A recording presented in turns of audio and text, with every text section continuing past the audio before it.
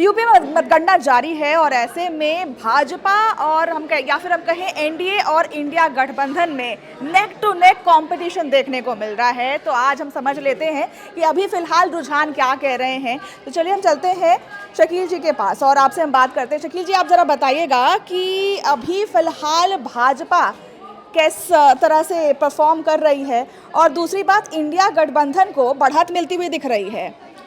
जहां हम अगर बात करें पुराने चुनावों की बात करें, 2019 की बात कर ले, 2017 की बात 14 की बात कर ले तो 71 सीटें मिली थी और 2014 में 62 सीटें मिली थी। तो अभी रुझान जो है बिल्कुल उल्टा दिख रहा है। ऐसे में आप क्या कहेंगे? मैं आपको इलेक्शन कमीशन की साइट को ही दिखाता हूँ। ये मैं कैमरामैन से कहूँगा यहाँ दिखाएं कि कुल 80 सीटों का अभी रुझान आ रहा है। इस रुझान में पूरी तरीके से इंडिया गठबंधन लीड करते हुए दिखाई दे रही है। सीटों की बात करें तो बीजेपी 36 सीट पर अभी रुझान में आगे है, एसपी 33 सीटों पे और कांग्रेस 8 सीटों पे, आरएलडी 2 सीटों पे और ये एक सीट नगीना की चंद्रशेखर की है, नगीना वाली सीट। अगर 36 और ये 2 इंक्लूड कर लें तो 38 सीटें एनडीए के पास जाती हुई अभी रुझानों में दिखाई दे रही है। 33 सीट सिर्फ अकेले सपा के पास है, टोटल 33 सीट और 8 कांग्रेस के अगर रुझानों वाले इंक्लूड कर लें तो 38 और 33 और 8 41 और एक सीट आजाद, चंद्रशेखर आजाद भी संभवतः इधर ही जाना पॉसिबल करेंगे। कुल मिला के 41 से 42 सीटें अभी फिलहाल के रुझान में इंडिया गठबंधन के पास आती हुई दिखाई दे रही है। अब बात करें एग्जिट पोल की, तमाम एग्जिट पोल ने सोचा नहीं था कि इंडिया की उत्तर प्रदेश में इतनी बड़ी जीत कम से कम रुझानों में दिखेगी। मे बी पॉसिबल कि नतीजों में 4-5 सीटों का उलटफेर होता है क्योंकि कई राउंड की काउंटिंग होती है, अभी आधे की भी काउंटिंग पूरी नहीं हुई होगी। फिर भी कई सीटों पे इतना ज़्यादा गैप है कि वो पॉसिबल नहीं है कि रिवर्ट करके सपा ने अपना सर्वे किया था अभी तमाम एग्जिट पोल आने के बाद। उनका ये दावा है, सीधे सीधे सारी सीटों की लिस्ट मैं आपको दिखाना चाहूंगा। इन्होंने अपनी लिस्ट जारी की थी। इस सपा की लिस्ट में उन्होंने एक एक सीट का आंकड़ा पेश किया था, किन सीटों पे उनकी जीत पॉसिबल है, किन सीटों पे हार रहे हैं, ये भी साफ मेंशन किया था। मैं अगर कहूंगा आप दिखाना चाहेंगे तो इसमें नजदीकी लड़ाई का मेंशन कर रखा है, किन सीटों पर फाइट हो, जैसे बिजनौर की सीट है। अब एक एग्जांपल के तौर पे दीपक सैनी इस सीट पे लड़ाई दिखाई जा रही है, जबकि मनोज कुमार नगीना वाली सीट पे हार रहे हैं। इन्होंने पहले अपने सर्वे में ये बात साबित कर दिया था। अब नगीना वाली सीट आपको दिखाऊंगा कि चंद्रशेखर आजाद वहां पे नंबर 1 है, दूसरे नंबर पे बीजेपी है और तीसरे नंबर पे सपा है। सपा ने यहां पहले से अपनी हार, संभवतः इनकी जो अपने सर्वे हैं उस सर्वे के करीब करीब इनको देखा जाए कि इनका जो आकलन था वो काफी रियलिस्टिक दिखाई दिया है। बिल्कुल। अब आप एक एक सीटों की अगर मैं बात करूं तो सबसे पहले नीचे से ही शुरू करता हूं।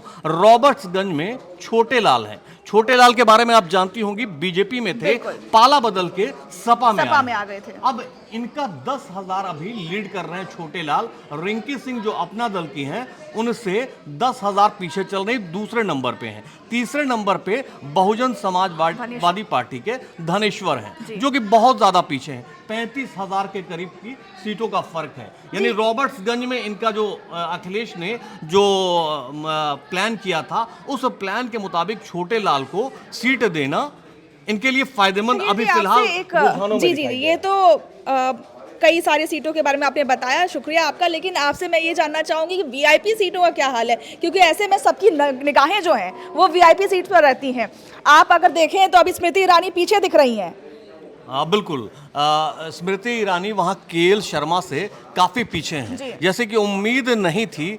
कई सर्वे में भी यही बात था कि स्मृति ईरानी 2019 वाला अपना जो है जीत का सिलसिला कायम रखेंगी, लेकिन फिलहाल ऐसा होता दिख नहीं रहा है कि रायबरेली में और अमेठी में दोनों जगह कांग्रेस आगे चल रही है। वहां राहुल गांधी लीड कर रहे हैं, यहाँ केएल शर्मा आगे चल रहे हैं। स्मृति ईरानी का पीछे जाना बीजेपी के लिए उत्तर प्रदेश में एक बड़ा झटका हो सकता है। बनारस का क्या हाल है, क्योंकि वहां पे प्रधानमंत्री नरेंद्र मोदी और सामने हैं अजय राय। तो एक देखिए, साख बचाने वाराणसी वाली। में एक मतलब मोदी जी के बारे में नहीं कहा जा सकता है कि वहाँ अजय राय कोई बहुत बड़ा चेंज हो जाए, तो संभवतः ऐसा हो सकता है कि कुछ उलटफेर हो, लेकिन अभी मार्जिन बहुत, एक वक्त आया था ऐसा, जी। एक वक्त आया था जब अजय राय लीड कर रहे थे, बहुत शुरुआती रुझान में 400-500 सीटों का फर्क, वोटों का फर्क था, सिर्फ 4 या 500 वोटों से अजय राय कुछ वक्त के लिए लीड लिए थे, लेकिन अब बहुत ज्यादा, मैं अगर आप खुल जाएगा तो मैं आपको दिखाऊंगा कि मौजूदा वक्त में 57,740 वोट से पीएम नरेंद्र मोदी वाराणसी से आगे चल रहे हैं। मतलब अभी तक की गिनती में अजय राय बहुत पीछे बहुत हैं। पीछे चल रहे हैं। 57,000 वोट का गैप काफी, ये बड़ा गैप हो जाता है। अतहर जमाली जो हैं, इनको बहुजन समाज पार्टी ने वाराणसी वाली सीट पे उतारा था। इन्होंने भी थोड़ा सा डेंट लगाया है, 12,270 वोट का यहाँ डिफरेंस है, लेकिन फिर भी मोदी और अजय राय दोनों की सीटों में बहुत बड़ा गैप है। अंतर देखने हो को मिल सकता रहा है कि आगे के राउंड में ये गैप और ज्यादा बढ़े। वहीं अगर हम देखें रायबरेली सीट की अगर हम बात करें तो वहां राहुल गांधी आगे दिख रहे हैं। राहुल गांधी रायबरेली सीट में आगे हैं। अब ये कोई हैरान करने वाली खबर तो नहीं है, क्योंकि राहुल गांधी के बारे में बोला जा रहा था, जैसा राहुल गांधी ने जिस तरीके से मतलब चुनावी कैंपेन के बाद जो देश भर में अपनी अलग पहचान बनाई थी, उस लिहाज से ये लग रहा था कि राहुल गांधी का रायबरेली से जीतना बहुत अचंभा करने वाला नहीं है। हाँ, ये जरूर कह सकते हैं कि केएल शर्मा का आगे होना और स्मृति का अमेठी में पीछे होना, ये खबर है उत्तर प्रदेश के लिए, क्योंकि वो कैबिनेट मिनिस्टर रह चुकी हैं। 2019 में उन्होंने बहुत बड़ी जीत हासिल की थी। राहुल गांधी को हराने के बाद वो कैबिनेट में पहुंची थी। इस लिहाज से अब एक बार आपको कन्नौज की सीट दिखाता हूं। अखिलेश वाली थी। अखिलेश यादव 48,988 वोटों से आगे चल रहे हैं। सुब्रत पाठक है यहाँ। सुब्रत पाठक चुनौती दे के अखिलेश को इस सीट पर बुला रहे थे कि अखिलेश यादव भेजिए, किसको यहाँ से चुनाव लड़ने को भेजना चाहते हैं। बहुत क्योस था, मतलब शुरुआती दौर में कई बार लगा कि डिम्पल यहाँ से लड़ेंगी, शिवपाल लड़ सकते हैं, मे बी पॉसिबल कि धर्मेंद्र यादव को यहाँ से भेजा जाए, लेकिन अंतिम समय में अखिलेश ने यह फैसला किया कि सुब्रत पाठक की चुनौती का मुकाबला करने वो खुद उतरेंगे। लेकिन अखिलेश जी एक बात बताइएगा, यहाँ पर जो रुझान देखने को मिल रहा है कन्नौज सीट पर, क्या चौंकाने वाला रुझान नहीं है? क्योंकि पिछले चुनाव में अगर हम देखें, उपचुनाव में भी देखें तो सुब्रत पाठक ने बड़ी जीत वहां दर्ज कराई थी। चौंकाने वाला नतीजा इसलिए नहीं बोल सकते हैं कि अखिलेश, उत्तर प्रदेश को लेके अखिलेश ने जिस तरीके से मेहनत की थी, दो चीजें समझनी होगी। एक चीज ये, राहुल गांधी का अखिलेश के साथ आना और राहुल गांधी का 2024 के चुनाव में एक नए तरीके से अपने आप को पेश करना। 2019 और 2014 के सिनेरियो दोनों अलग थे, लेकिन 2024 में राहुल की छवि अचानक से बदली है। खासकर युवाओं में इतना ज्यादा क्रेज है, और ये क्रेज उन्होंने गेन किया है, अपनी मेहनत से गेन किया है। कश्मीर से कन्याकुमारी तक क्या भारत जोड़ो यात्रा को आप बिल्कुल, भारत जोड़ो यात्रा ने राहुल गांधी को एक परिपक्व राजनेता बनाया है। इससे जितने भी उनके विरोधी भी होंगे, इस बात से इनकार नहीं करेंगे कि राहुल गांधी ने अपनी छवि देश भर में बहुत अच्छे तरीके से बदली है। और अखिलेश का इनके साथ आना इसलिए उत्तर प्रदेश में हैरान करने वाली खबर नहीं है, इसलिए कि पब्लिक को यह भरोसा था कि कहां वोट हम डालें तो किसके लिए डालें। अब यह था कि एक बड़ी पार्टी देश भर में है जो कि कांग्रेस है, और उसके सपोर्ट में समाजवादी पार्टी अखिलेश का साथ है। तो जो वोट में हमेशा दो चीजें होती है मनीषा, एक होता है इंटैक्ट वोटर, वो सारी पार्टियों का वोटर इंटैक्ट होता है, वो चुनाव में कहीं नहीं जाने वाले हैं, कुछ भी हो जाए।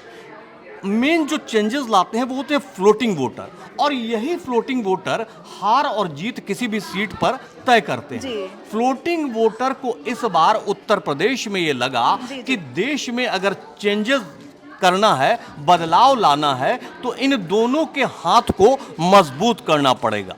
सपा की साइकिल और कांग्रेस के हाथ को मजबूत करेंगे तो हो सकता है कि कुछ सीन बदले। सपा की साइकिल जो है पीलीभीत में भी चलती हुई दिखाई दे रही है, दौड़ती हुई दिखाई दे रही है, क्योंकि ऐसा माना जाता है हमेशा कि बीजेपी हमेशा अपने जिताऊ कैंडिडेट को ही आगे करती है, और वही इसी की वजह से पीलीभीत में जो खेल किया उन्होंने, वरुण गांधी का टिकट काट करके उन्होंने ये सोचा कि हम अब दूसरे कैंडिडेट को आगे करते हैं तो शायद वो ज्यादा वोट ला सकते हैं, जनता को लुभा सकते हैं, लेकिन हुआ उसके बिल्कुल विपरीत। वहां पर जितिन प्रसाद जो कैबिनेट मिनिस्टर हैं वो हारते हुए दिख रहे हैं, वो पीछे दिख रहे हैं। आप सुबह में भी इस बात की चर्चा की थी कि जितिन प्रसाद उस सीट से हार रहे हैं। पीलीभीत में अगर वरुण, हो सकता है कि वरुण साथ होते तो तस्वीर कुछ और होती, लेकिन जितिन प्रसाद का वहां जाना शायद अभी फिलहाल रुझान में तो दिख रहा है कि बीजेपी के लिए नुकसान होता दिख रहा है। अब मैं सुल्तानपुर, आपने सुल्तानपुर की बात की, अब राहुल गांधी,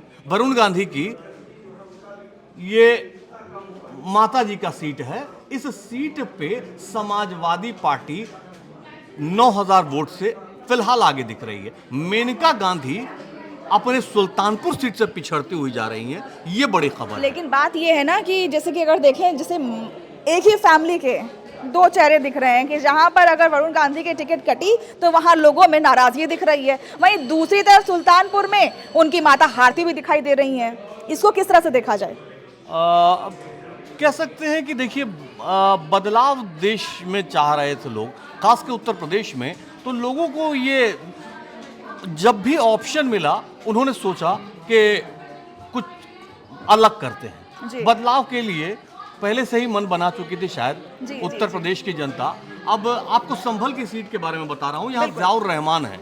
संभल सीट भी काफी अहम सीट है। आपको याद होगा शफीकुर रहमान बर्क यहाँ से सांसद हुआ करते थे।